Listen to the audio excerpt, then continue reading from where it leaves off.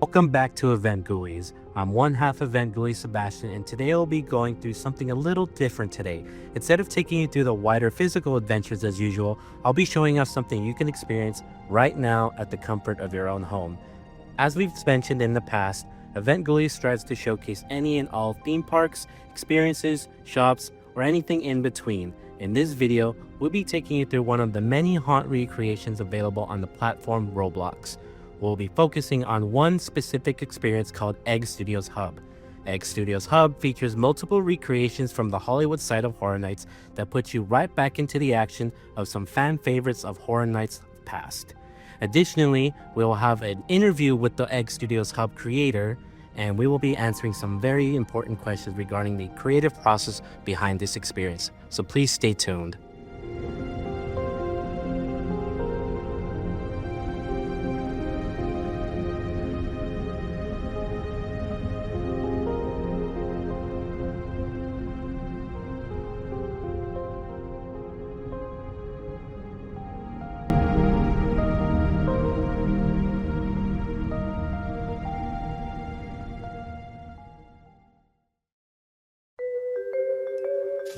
For those unfamiliar with the game, Roblox is a free-to-play game that you can download on your phone, on your PC, or on select gaming consoles at the moment. Players are encouraged to play other user experiences or create their own experiences and share for others to play on. Roblox as a game has expanded over the years, and even from the start of its much simpler first steps, it has allowed for players to bring to life whatever experiences they envision with the tools the game provides, which is what we'll be seeing showcased today.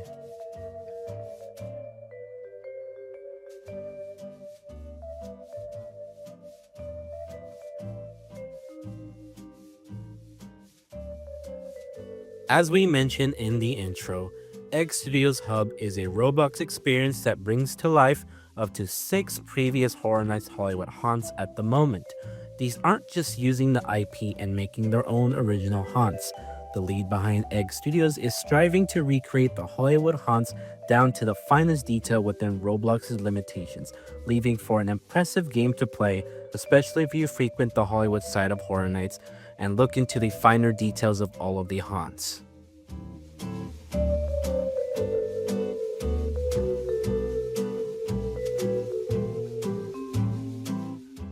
As you previously saw on screen, once you start the game, you'll be greeted with 6 portals or entrances for the currently available haunts.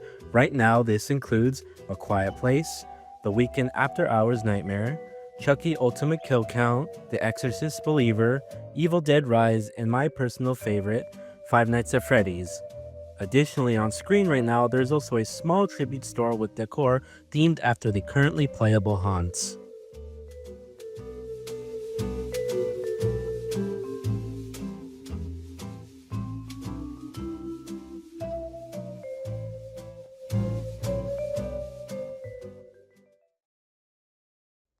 I originally envisioned talking about Roblox haunts as a whole and how they differ from their real-life walkthroughs, but I decided to focus on X Studios alone. When I first played this game with Nicole, I quickly noticed how faithful it was to the actual Hollywood adaptations of these IPs. On screen, and for a good duration of the rest of this video, I'll be showcasing quick comparisons between X Studios and the real-life Horror Nights walkthroughs. The lighting, modeling, and boo hole placement are some of my favorite things to look for whenever a new playable haunt pops up. I've been frequenting HHN Hollywood for 10 years now, and being able to remember all the scares and little details and see them match their near same exact beat on the Roblox counterpart is a nice treat. One of my favorite details from X Studios is actually within the queue. It's an entire recreation of Soundstage 15, previously named 29, which is originally where both The Weeknd and Five Nights at Freddy's were located in their respective run years.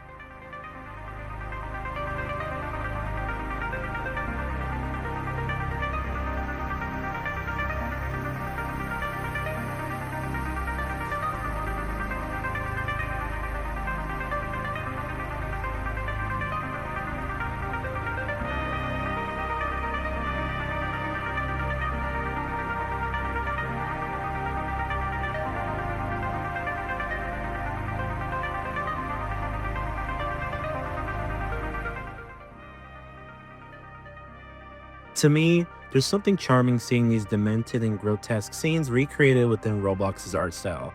This isn't to say that there aren't any horror or violent experiences available on Roblox, but given that I've been through all 6 playable haunts and their real-life counterparts, I find it extremely admirable that these key details were adapted. This thought process prompted a question I asked the Egg Studios developer that you'll see later in the video in regards to how much Roblox allows in terms of violence, and these are full-on horror adaptations being recreated, as you can see on screen right now.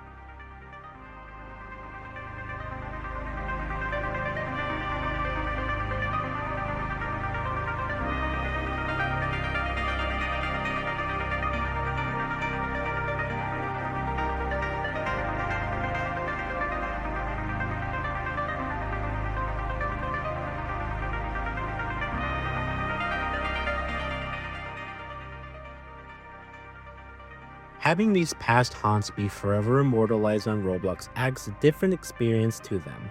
Yeah, they're bite-sized little terrors now, but you get to relive your favorite scenes and look around all by your lonesome. No walkthrough operators yelling at you to keep moving, no guests taking their time filming everything and bumping into each other. It's all a personalized experience that makes it so that you're guaranteed to see each and every scare, detail, and scene play out as originally intended. This is best done in the Five Nights at Freddy's haunt, as you can finally take your time to look around the pizzeria stage where Foxy's Spirit Blue Hole is located alongside the popular performing Freddy shutdown scene.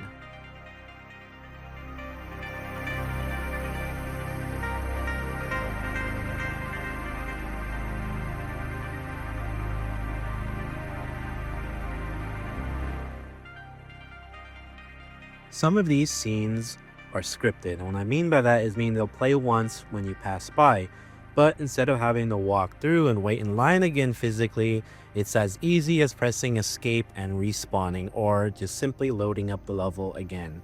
It's a lot more convenient than having to go through the park again to potentially get your favorite scare or see your favorite scene play out again.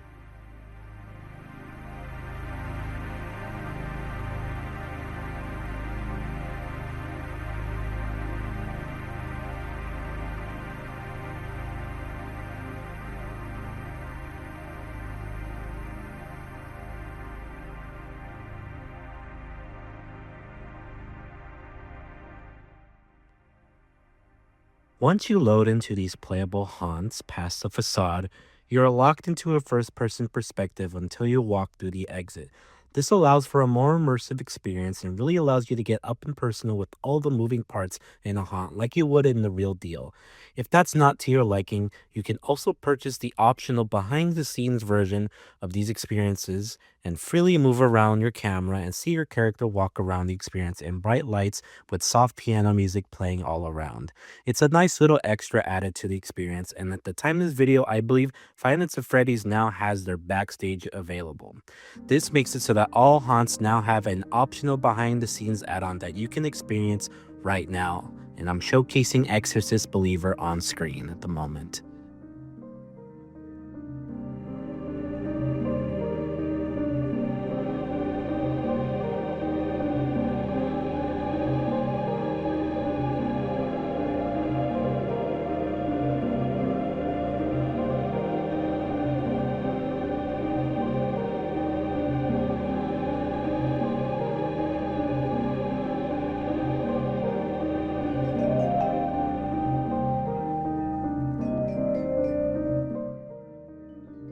I just wanted to add some little notes in here. I do really like the use of theatrical scrim in this one. A theatrical scrim is basically you being able to see the wall as if it was a ghost, transparent. You can see the other side. It's a very small detail in Roblox that I think goes a long way, considering that I really like this effect in actual mazes. Seeing it done in Roblox is such a nice little detail. I just wanted to add that in here. As mentioned in the beginning of this video, Nicole and I had the opportunity to have a brief interview with the Egg Studios developer. I asked 7 questions detailing the creative and developmental process behind Egg Studios Hub, along with any personal creative choices that helped bring these haunts to life in Roblox. This was a written interview, so Nicole and I will be rereading the responses for you to help demonstrate a dialogue. On screen, you'll continue to see comparisons between both the Roblox experience and the real-life Horror Nights experience. We thought of a bit of an icebreaker introduction question to start off the interview, but we wanted to ask what prompted you to create this Roblox experience. Theme park experience made on Roblox are some of our favorite to play. So, coming across this in multiple Haunt games alongside Egg Studios Hub and seeing all the work that goes into it is really admirable, especially how close the experiences come to the actual houses. Well, ever since I was young, I've always been interested in Horror Nights and used to spend my time watching YouTube walkthroughs, like especially Krampus, Trick or Treat, and the Titans of Terror Tram. In 2021, I went to HHN Hollywood for the first time, and I felt like a kid in a candy store. This process didn't start in Roblox Studio though. I began in Fortnite way back in 2019, I think. I made some crappy haunt experiences in creative mode for my friends to try. Then I started in Bloxburg. Back in 2020, I made a haunt event that actually blew up, getting around 49,000 likes on the post, and with every opening we had maximum capacity 50 out of 50 players in the neighborhood. I did it again in 2021, but since it was after pandemic, there was a lot less attention. Then I began to dabble with Roblox Studio, and I believe the first haunted house I ever made on Studio was the Weekend After Hours Nightmare.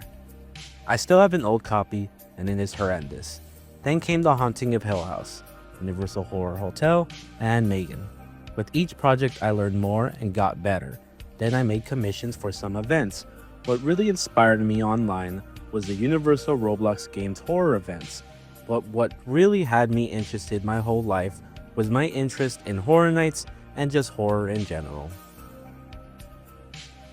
As these are Universal Studios Hollywood HHN inspired recreations, what are the steps taken to get the reference that you needed and starting up a new haunt experience for the game? Do you yourself attend the event and take your own footage and or photos during the visit? Or do you have multiple POVs available on YouTube alongside BTS shots found on the wiki?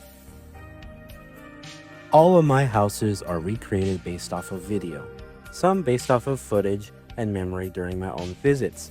Five Nights at Freddy's, for example, in real life, I noticed a bucket outside the facade, and just off memory, I placed that there in-game. Although I did walk through all the houses I made at least once in person, mostly everything I build off is from YouTube videos and behind-the-scenes images. Only once in a while will I use my own sources. The only time I may use my own experience to develop is for audio. What are some of the hardest aspects when it comes to adapting these haunts? There are a lot of moving pieces that go into each of these playable houses that brings this experience to life, such as character modeling, lighting, sound, and structural foundations that you would find in the actual in-person haunts, such as support beams, boo holes, etc. On top of this, which of the playable houses was the most difficult to develop? Tough. Every house has a certain part that is difficult. For some houses, it's the reason why I never fully developed and released, because some parts are nearly impossible. I personally do not build the structural support beams in my Roblox houses. I don't really see a point as it's not real life and don't need support and ventilation, lol. I only build what you can see. The hardest aspects have to be sound design and detailing sets, both lighting and models. Often when I use the YouTube walkthroughs to build, every single person always focuses the camera on the jump scare or the eye-catching part of a scene. That's when my own recordings come in handy, because for Five Nights at Freddy's, I purposely recorded many walls and details that you might not catch. Audio design can be really tricky sometimes because HHN uses their own recorded audios. Five Nights at Freddy's audio is a challenge because a lot of it is just ambience and there isn't much music involved, so there's room for some of my own creativity in there. Does Roblox Terms of Service play a creative challenge when working on these haunt experiences? From word of mouth, I've heard that Roblox games perceived as scary and or violent tend to catch grief in the modernization, which made me want to ask here if there are any creative liberties taken when trying to recreate these houses. Or do you try to remain as faithful as possible when working on the experience? Yes, at times it poses a challenge. I actually got a warning for Evil Dead Rise before I even released it for being too graphic. And a few weeks ago, my hub game was being removed from public because it wasn't meeting the maturity standards. Basically, I went into my game and removed some blood on some actors. In Chucky, I removed 2 of 3 knives stabbed into an actor. There is definitely a limit on creative liberty. I would love to have made Terrifier, although the house in person was not very scary, but it just includes too much gore and graphic content that if I just limited or removed the Terrifier house, just wouldn't be Terrifier enough. I do try to remain as faithful as I can. I've taken risks with warnings and even data week-long suspensions. But sadly, the reality is I do have to limit the graphic content here and there. I've made slight changes to Chucky and Evil Dead by removing some blood on actors, leaving a lesser amount. What made you choose the houses that are currently on the Egg Studios hub? At the time of this interview, Five Nights at Freddy's, A Quiet Place, The Weekend, HHN, Evil Dead Rise, The Exorcist Believer, Chucky Ultimate Kill are all available. Were there any certain elements of these houses that you wanted to bring back to life on Roblox? Were some of them your favorite houses as of recent, or heavily requested by players of the Roblox community? A lot of the reason why I chose the houses is simply because I like the house through a video or in person, or I like the movie, show, or game. I've received many requests for houses like Five Nights at Freddy's, Terrifier, and The Return of Megan. But really, I decided what I want to bring to life because, well, I'm doing the work, lol.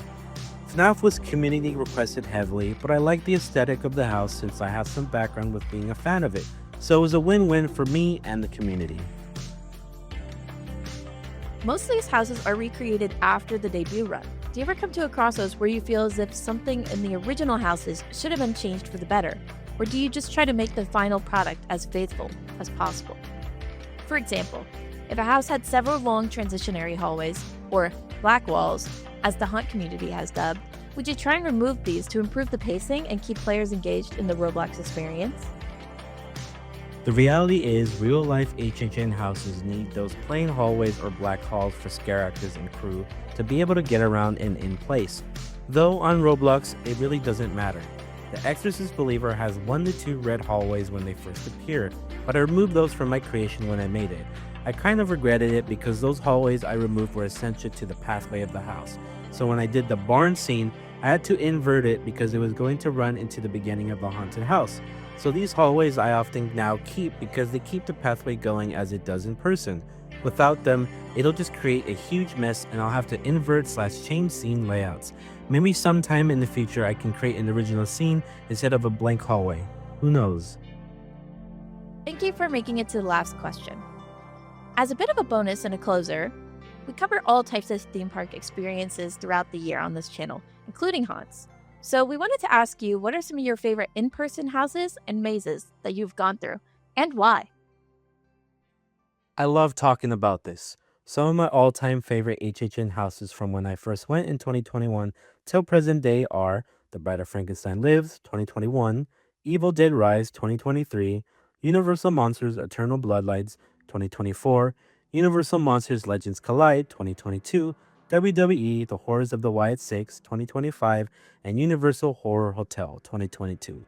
These houses were memorable to me because of the eeriness they all have in common. The Universal Monster houses are usually always banger with the exception of Unmasked, which was very Blackwall heavy, but I will say it was pretty scary. Wyatt 6 was just so unique, and I knew nothing about WWE, but the costumes and the audio and the diversity in scenes with the barn, the mirror maze, and the swamp, it was all just so unique and different. It was such a breath of fresh air compared to other HHN houses where it is just a room with a door where an actor comes out followed by a black hallway. Cough cough, poltergeist. Egg Studios left us with some closing thoughts after the interview and I will be reading them off. HHN was always a bucket list thing. Since I was a kid, I am beyond privileged now to have gone in 2024 13 times and 2025 10 times with my HHN buddy. It's been fun meeting the man John Murdy twice. Both times I met him, it was when my friends went into a house without me and I waited for them by the exit, and mid-haunted house they texted me John Murdy was in front of them in the houses, lol. Crazy coincidence, huh? I've also met a handful of streamers and a few big Universal YouTubers.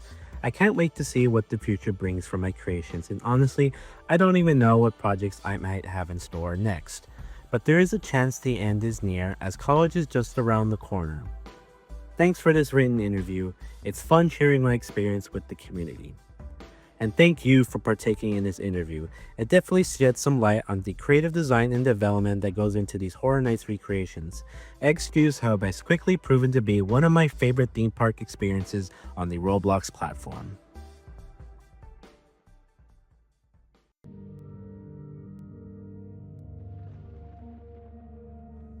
We reached the end of this video, and I wanted to thank you if you made it to the end. This was not an easy video to make despite it being a passion project of ours. This was our first time making a video made entirely of pre-recorded footage, let alone one based off of in-game captures. I also had to remake this video as this was a much broader topic covering multiple Roblox haunt experiences. In the end, we ultimately decided it was a better decision to narrow it down to one level for a first time video like this. Please like and subscribe if you haven't already, and follow us on our Instagram. The link for the Egg Studios Hub experience can be found in the description below if you wish to check it out yourself. As a bonus, I also included a lightning reel of footage I recorded of other Roblox haunt experiences. The link to these can be found in the description as well. It will be surprised as to what's in store in these levels. See you in the next video. Thank you again, and goodbye.